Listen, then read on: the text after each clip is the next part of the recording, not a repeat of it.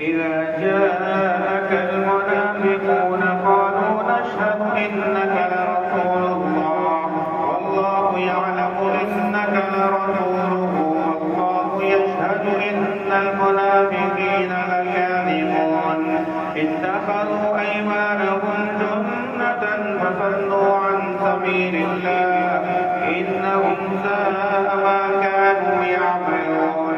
ذلك بأنهم آمنوا ثم كفروا فطبع على قلوبهم فهم لا يفقهون وإذا رأيتهم تعجبك أجسامهم وإن يقولوا تسمع لقولهم كأنهم خشب مسندة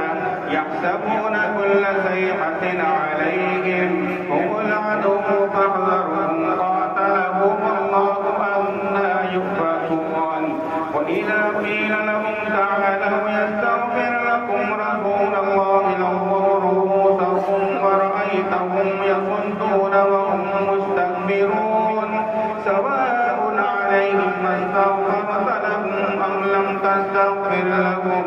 لن يغفر الله لهم إن الله لا يهدي القوم الفاسقين هم الذين يقولون لا تنفقوا على من عند رسول الله حتى ينفضوا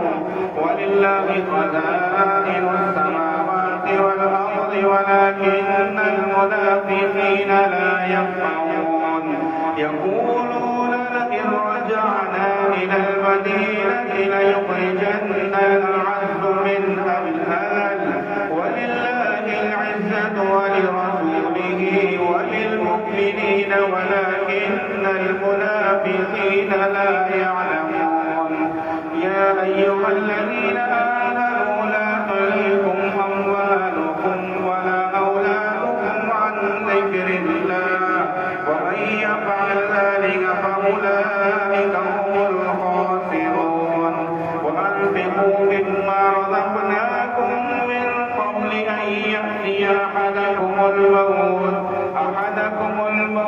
فيقول ربي لولا أخرتني إلى أجل قريب